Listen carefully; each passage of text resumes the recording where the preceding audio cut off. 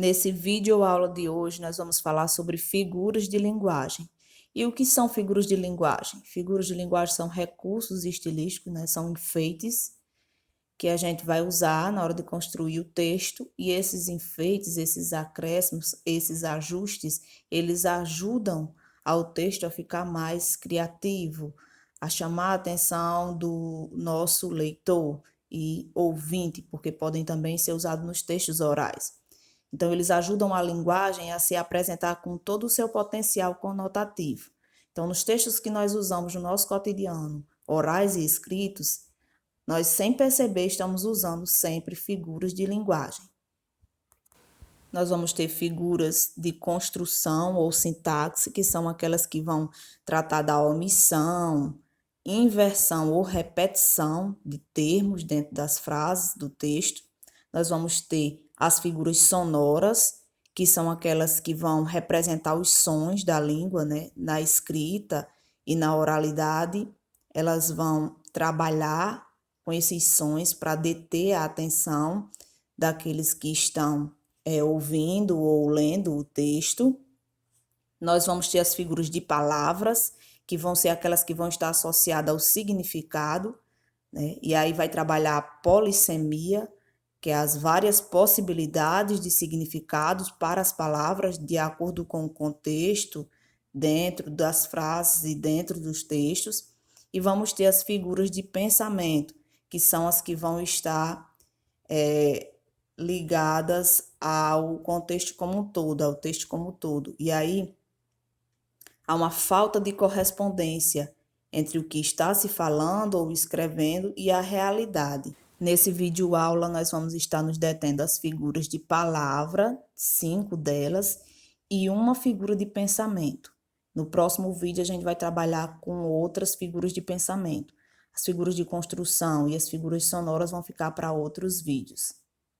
Na comparação, por exemplo, você vai ter dois termos, dois elementos, dois objetos que estão sendo comparados. Sempre que você tiver a presença da comparação dessa figura de linguagem, você vai ter conectivos explícitos que vão mostrar que está havendo a comparação. Aqui nessa imagem você vai ter a frase ao lado do sapato.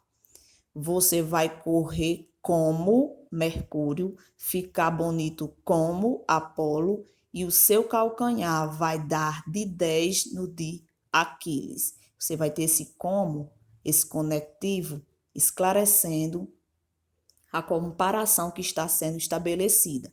Você vai perceber os termos que estão sendo comparados. Já na metáfora, que é um tipo de comparação, você não vai ter os conectivos que esclarecem o que está sendo comparado. Você vai ter uma espécie de comparação radical, sem elementos que indicam a comparação. Por exemplo, nessa charge, você vai ter uma panela de pressão e o título que sugere a metáfora: Sistema Penitenciário Brasileiro. Então, você subentende que ele está comparando o sistema penitenciário brasileiro com a panela de pressão. Mas ele não tem nenhuma palavra aí na frase, no título, que indica que está sendo feita essa comparação. É como se ele estivesse igualando as duas coisas, a panela de pressão e o sistema penitenciário brasileiro, é como se ele estivesse igualando. Então, é como uma espécie de comparação mais radical. Então, lembre, na comparação, você vai ter os conectivos. E na metáfora, você não vai ter os conectivos, apesar da ideia ser uma ideia de comparação. Então, vamos esclarecer aqui através de uma frase. Você é uma flor. Seria a metáfora. Está igualando os termos. Não tem o conectivo. Você é tão bonita quanto uma flor.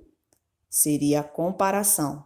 Você vai ter os conectivos e você vai perceber a relação entre os termos, a comparação entre os termos.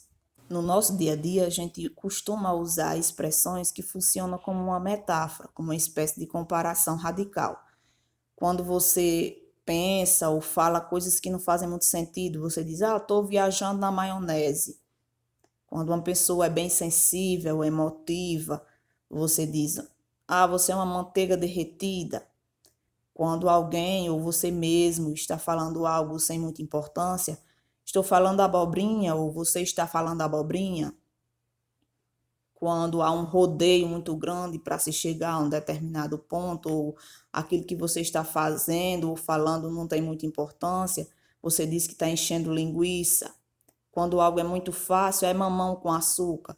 Então, é expressões que funcionam como metáfora, porque é como se estivesse comparando, igualando de forma radical as coisas que estão sendo ditas. Outra figura de palavra é a metonímia. A metonímia vai acontecer quando você substitui um termo por outro pela relação de proximidade, e é como se você cortasse uma parte daquilo que você quer dizer. Por exemplo, quando você diz comprei um Monet, ao invés de você dizer o nome da obra do pintor que você comprou, você colocou aí o nome. Então, você trocou o autor, você colocou o nome do autor ao invés de colocar o nome da obra. Ao invés de você dizer que comprou um quadro desse pintor, você diz que comprou como se estivesse comprando ele. Troca o autor pela obra. Ele é bom de garfo. Ao invés de dizer que ele é bom usando o garfo, você troca o instrumento pela pessoa. Bebeu 2 copos. Ele não bebeu os copos, ele bebeu o que tinha dentro dos copos, que era água. Aí você troca o continente pelo conteúdo, né? Completou 30 primaveras. Não completou 30 primaveras, né? Completou 30 anos, cada ano tem uma primavera. Aí você troca a parte pelo todo. Comprei Danone, um Danone. Você troca a marca pelo produto. A gente faz isso com outras coisas, por exemplo, comprei um Bombril, ao invés de dizer que é a lã de aço, por causa da marca estar tão popular, a gente costuma trocar isso, a marca pelo produto.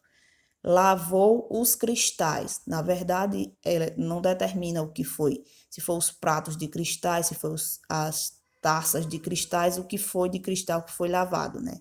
Então, você troca a matéria pelo objeto. Isso, essa troca de uma parte pelo todo, do conteúdo pelo continente, da marca pelo produto, e isso acontece quando a figura de linguagem metonímia está sendo usada naquele momento, naquele texto, naquela expressão. Outra figura de linguagem é a catacrese.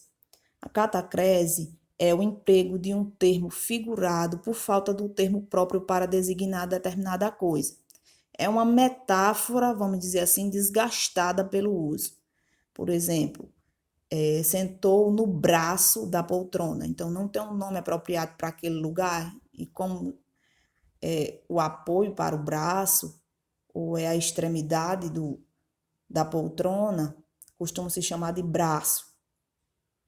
Não me lembro do seu nome, mas ainda vejo as suas eternas maçãs do rosto avermelhadas.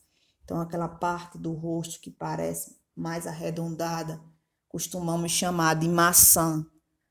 A asa da xícara quebrou. Então, asa, aquela partezinha que fica ao lado da xícara, que parece ter o formato da asa. Então, toda vida que você usa expressões desse tipo, né? A pele do tomate, por exemplo, outro exemplo, você usa expressões desse tipo na construção do seu texto, da sua fala, você está usando uma figura de linguagem chamada catacrese. E essa imagem aqui, não tem como você olhar para essa imagem e não imaginar o som do refrigerante quando você despeja no copo. Existe uma figura de linguagem que vai apelar para os nossos 5 sentidos. A visão, a audição, o paladar, o tato, o olfato. Essa figura de linguagem é chamada de sinestesia. Quando você escuta, por exemplo, perfume doce, você tem aí o apelo ao olfato e ao paladar. É o cheiro e ao sabor. Risada gostosa, você tem o apelo para a audição e para o paladar. Olhar penetrante, você tem um apelo para a visão e para o tato. Cor berrante, você tem um apelo para a visão e para a audição. Olha só, nessa música de Sandy Júnior que eu coloquei aqui. Era uma vez um lugarzinho no meio do nada, com sabor de chocolate e cheiro de terra molhada. Você tem um apelo aí para a visão, você tem um apelo para o paladar e você tem um apelo para o olfato dentro dessa música. Então, a figura sinestesia está sendo utilizada na construção dessa música, da letra dessa música. Outra figura de linguagem, e agora não mais figura de palavra e sim de pensamento, é o eufemismo. Ela é uma figura de linguagem que se usa quando você vai tentar abrandar uma determinada expressão. Algo bem grave, você quer dizer de uma forma mais educada, mais branda. Por exemplo, olha aqui essas frases. Aqueles homens públicos apropriaram-se do dinheiro. Ao invés de roubar, usar a palavra roubar, que é uma palavra forte, abrandou-se usando apropriar-se. Cássia Ellen partiu dessa para melhor, ao invés de dizer morreu. Então, abrandou-se esse verbo morrer com essa expressão aí utilizada. Essa charge aqui. Fofoqueira não, querida. Eu sou produtora de biografias orais não autorizadas. Então, aqui usou-se o eufemismo. Ela tentando abrandar, essa palavra fofoqueira é muito forte, né, para você dizer, então ela trocou por produtora de biografias orais não autorizadas, que teria o mesmo sentido, só que de forma mais branda. Por hoje a gente vai ficar só com essas figuras de linguagem. Na próxima aula a gente continua com outras figuras de pensamento.